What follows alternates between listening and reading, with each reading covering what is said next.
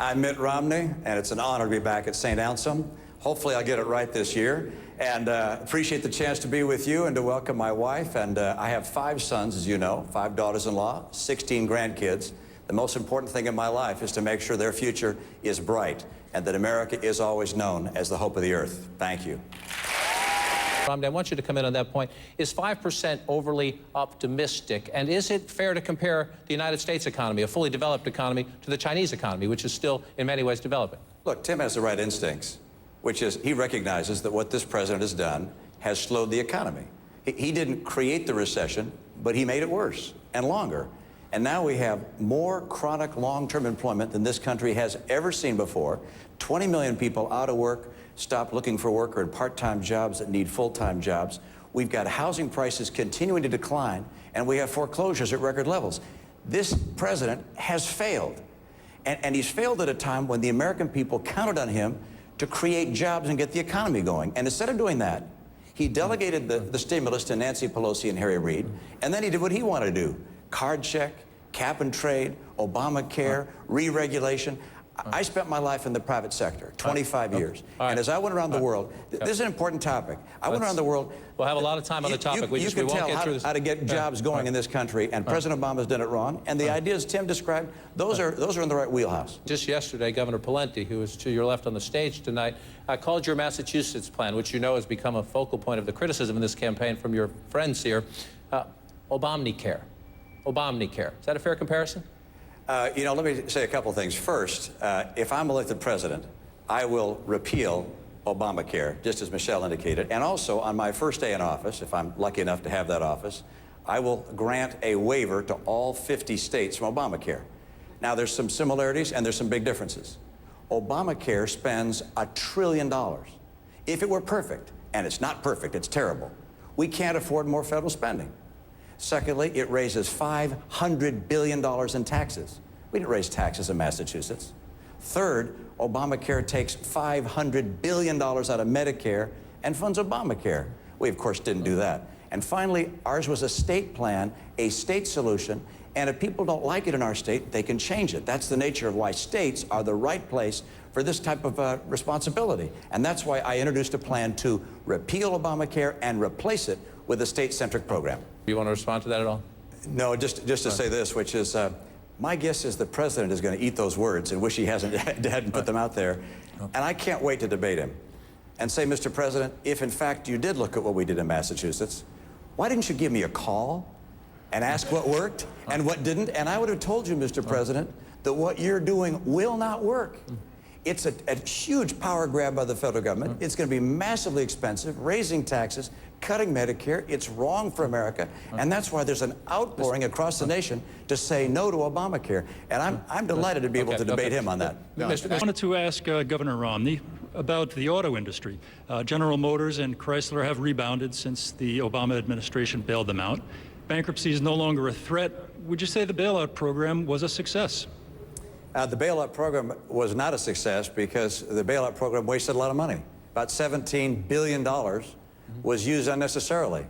When the CEOs of the auto companies went to Washington asking for money from Washington, I wrote an op-ed and I said, look, the right process for these companies is not a bailout, not a big check from Washington, but instead letting these enterprises go through bankruptcy, reemerge, getting rid of the unnecessary costs that they had, the excessive debt, reemerge, and that would be the preferred way for them to be able to get on their feet again. Instead, the Bush administration and the Obama administration wrote checks to the auto industry.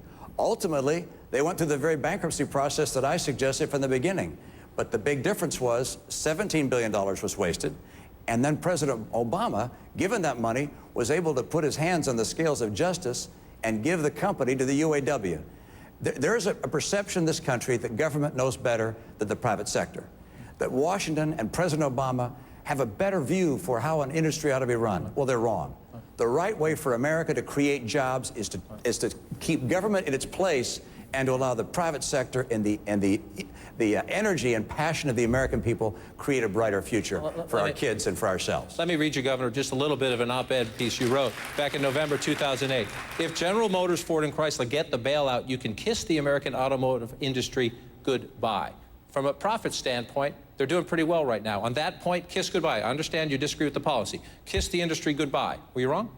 No, I wasn't wrong, because if you read the rest of the op-ed piece, it says what they need to do is go through a bankruptcy process to shed unnecessary costs. If they just get paid checks after checks from the federal government, they're going to be locked in with high UAW costs, legacy costs. They'll never be able to get on their feet. They have to go through bankruptcy, and it turned out that that's finally what they did. And the head of the UAW, he wrote an op-ed piece saying Romney's wrong, the government has to step in and give him a check. That's the wrong way to go. Use the process of the law. Use the process of American ingenuity. Don't have government try and guide this economy. Is there anyone here? I think fundamentally there are some people, and most of them are Democrats, but not all, who really believe that the government knows how to do things better than the private sector. All right, let's go down to the floor. And they happen to be wrong. All right, the role of government. We'll continue on the role of government. I'm sorry, Chief Executive of State. I was just in Joplin, Missouri. I've been in Mississippi and Louisiana and Tennessee and other communities dealing with whether it's the tornadoes, the flooding, and worse. FEMA's about to run out of money, and there are some people who say do it on a case-by-case basis, and some people who say, you know, maybe we're learning a lesson here that the states should take on more of this role. How do you deal with something like that? Absolutely. Every time you have an occasion to take something from the federal government and send it back to the states, that's the right direction. And if you can go even further and send it back to the private sector, that's even better. Instead of thinking in the federal budget, what we should cut, we should ask ourselves the opposite question. What should we keep? We should take all of what we're doing at the federal level and say, what are the things we're doing that we don't have to do? And those things we got to stop doing, because we're borrowing $1.6 trillion more this year than we're taking in. Including disaster relief. We cannot afford to do those things without jeopardizing the future for our kids. It is simply immoral, in my view, for us to continue to rack up larger and larger debts and pass them on to our kids, knowing full well that we'll all be dead and gone before it's paid off. Makes no sense at all. All right, we need to work at another... Romney, I'd like to ask this to you first, please. The Treasury Department says the United States will hit its credit limit on August the 2nd. Do you believe we will ultimately have to raise the debt ceiling?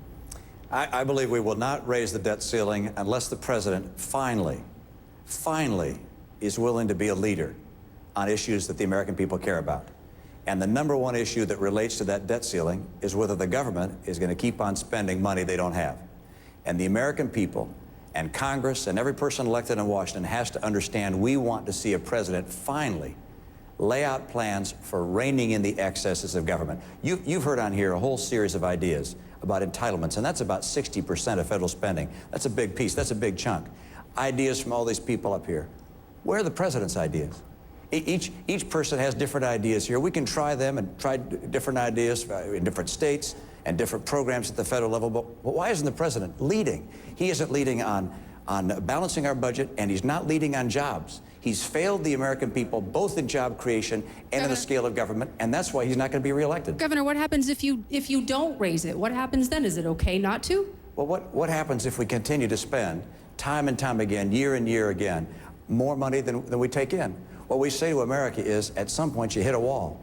At some point, people around the world say, I'm not going to keep loaning money to America to pay these massive deficits, pay for them, because America can't pay them back, and the dollar's not worth anything anymore. In that circumstance, we've settled our future, the future for our kids in a way that is just unacceptable. And so you're going to see Republicans stand up and say, Mr. President, lay down plans to balance this budget. If he does so, if we get Democrats to come to the table and honestly deal with the challenges we have, with the entitlement challenges, with the spending and discretionary accounts, with our jobs issues, and finally say, you know what, we really can't afford another $1 trillion of Obamacare. If he'll be honest about these things, then I think you'll see the kind of progress you'd hope to see. In this case, religion, but in any case, should one segment be singled out, treated differently? Well, but first of all, of course, we're not going to have Sharia law applied in U.S. courts. That's never going to happen. We have a Constitution. We follow the law.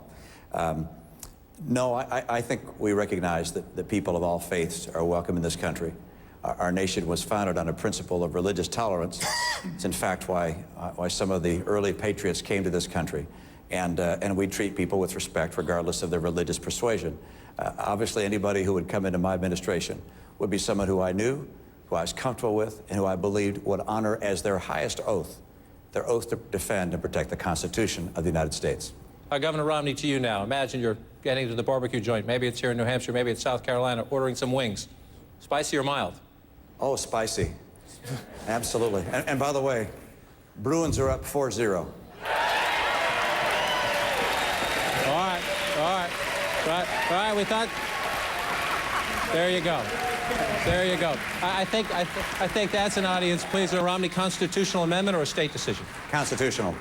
To inherit from the Obama administration or overturn it?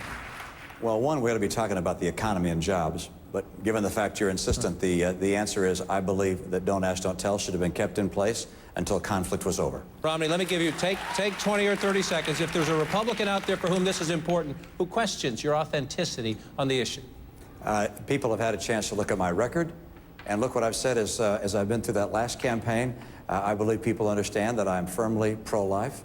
We'll support justices who believe in following the Constitution and not legislating from the bench. And I believe in the sanctity of life from the very beginning until the very end. You are a New Hampshire property owner, but you also are for reducing our dependence on foreign oil. There are a lot of people in the state who are concerned about this project, but they also want to have energy independence. How do you feel about that? Well, I don't believe that land should be taken by the power of government to give to a private corporation. And so the right of eminent domain is a right which is used to foster a public purpose and public ownership for a road, highways, and so forth. And so my view is if land is going to be taken for purposes of a private enterprise, that's the wrong way to go. Now, the right answer for us to have energy independence is to start developing our own energy in this country. And we're not doing that. We have a huge find with natural gas. 100 years of new natural gas has been found. More drilling for oil, natural gas, clean coal. We have coal in great abundance, nuclear power ultimately, and all the renewables. But it's time for us to have a president who really cares about finally getting America on track for energy security. And so let's stay on this issue because it is a very important issue. Osama bin Laden is dead. We've been in Afghanistan for 10 years. Isn't it time to bring our combat troops home from Afghanistan? Governor Romney, take the lead on that one. It's time for us to bring our troops home as soon as we possibly can, consistent with the word that comes from our generals that we can hand the country over to the Taliban military in a way that they're able to defend themselves, excuse me, the Afghan military, to defend themselves from the Taliban. That's an important distinction. But I want to say, first of all, thank you to you for the sacrifice of your family and your sons in defending the liberty that we have and our friends around the world. Thank you for what you've done. Congressman Paul.